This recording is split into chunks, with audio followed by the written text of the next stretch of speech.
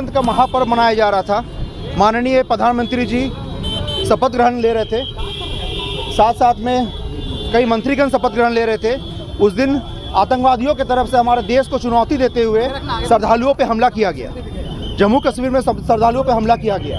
यह हमला सिर्फ श्रद्धालुओं पर नहीं है, ये हमारे देश के एडमिनिस्ट्रेशन के ऊपर हमला है, ये हमारे देश के सरकार पर हमला है कि जिस दिन हमारे देश में, जिस समय हमारे देश में विदेश से भी, अन्य अन्य देश से भी बहुत सारे प्रधानमंत्री, राष्ट्रपति भी आए हुए थे, अतिथिगण आए हुए थे, उस समय हमारे देश में आतंकवादी हमला होता है, वो भी बॉर्डर से 800 किलोमीटर अंदर घुस करके हमला किया जाता है। ये हमारे देश को बहुत बड़ा चुनौती दिया गया है, हमारे सरकार को चुनौती दिया गया है। और इससे पहले भी आप लोग देखते होंगे कि हमारा हिंदू राष्ट्र देश में, ये भारत देश हम लोग का हिंदू राष्ट्र देश है, फिर भी हमारे देश में हमेशा कभी कोई श्रद्धालुओं पे हमला किया जाता है, कभी मंदिरों को तोड़ा जाता है, हमेशा टारगेट किया जाता है तो सिर्फ और सिर्फ हिंदुओं पर। जिहाद के नाम पर लैब जिहाद किया जाता है, लैंड जिहाद किया जाता है, जितना भी कुछ होता है। लेकिन कभी आप लोग देश में कभी नहीं सुनिएगा कि कभी कोई मस्जिद पे हमला हुआ है या कोई हज यात्रा में हमला हुआ है। हम नहीं बोल रहे कभी कोई किसी भी धर्म के, किसी भी पंथ के लोगों पे हमला होना चाहिए,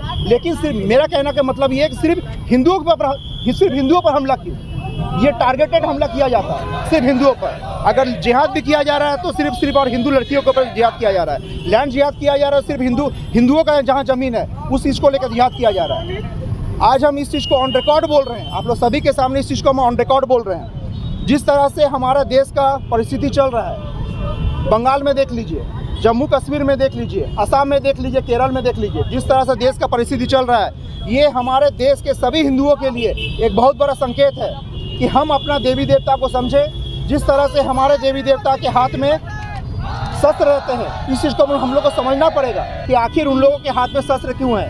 हम हिंदू हैं, हमें इस बात को ज्ञात होना चाहिए कि हमारा अगर एक हाथ में अगर शास्त्र है तो दूसरे हाथ में हमारा शस्त्र भी उठाने का ताकत रखते हैं। यही हमारा सनातन धर्म सिखाता है। प्रदर्शन कर रहे हैं, आगे की क्या तैयारी होगी, क्योंकि प्रधानमंत्री मोदी से कुछ मांग कर रहे हैं? क्या प्रधानमंत्री जी से मांग करेंगे कि फिर से उनको ये मोदी जी हमारे देश के प्रधानमंत्री बने हैं, मजबूत सरकार है।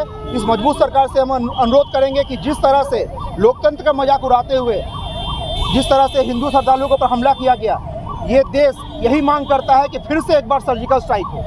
और हम ऑन रिकॉर्ड फिर से इस बात को एक बार हम फिर से बोलना चाहेंगे कि हम शिव सैनिक हैं, बाला साहब जी के शिव सैनिक हैं। नो आवेदन, नो निवेदन, सीधा दे दनादन का हम लोग एक्शन का हम लोग विश्वास रखते हैं। अगर जिस तरह से किया जा रहा है, अगर जम्मू कश्मीर में अगर हिंदू का संख्या कम है, असम में अगर हिंदू का संख्या कम है, वहाँ पे अगर हिंदुओं के ऊपर हमला अगर हो रहा है, तो ये जिस जगह पे हम मजबूत है उस जगह पे हम भी यही काम को कर सकते हैं। बस इसलिए अभी तक नहीं किया जा रहा है क्योंकि हम लोग सनातन हैं, संस्कार को हम लोग समझते हैं। लेकिन जब हमारे बहू बेटी के ऊपर ये हमला किया जाएगा तो हम लोग को भी शस्त्र उठाने में हम लोग को समय नहीं लगेगा।